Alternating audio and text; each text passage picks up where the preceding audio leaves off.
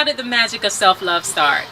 Well, it started as an observation, actually. I began to notice a lot of women that I knew that, in my opinion, were smart, beautiful, talented, just awesome women. But for whatever reason, when we would talk in conversation, sister girl conversation, it would come out that they didn't feel that way about themselves.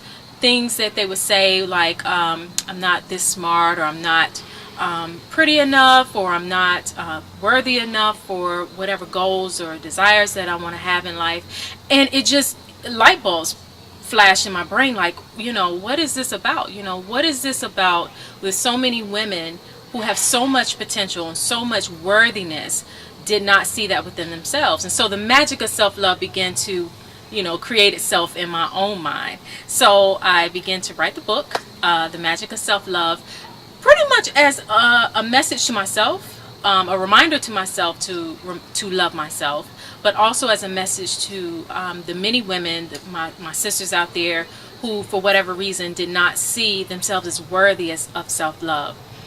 Self-love begins within. Obviously, from the word self, is cultivated from within, but oftentimes we don't know how to cultivate it. So the magic of self-love seeks to answer that question. How do we cultivate our own self-love? In my opinion, self-love is magical because it can transform your entire life. Something as simple, I like to say a lot of times that self-love is actually the most deceptively simple act in the entire universe, because it's so simple that oftentimes we overlook its power. But when we really tap into self-love, self-worth, self-value, it can radically change everything within our lives. The decisions that we make are based on how much we love ourselves. The relationships that we engage in depends on how much we love ourselves.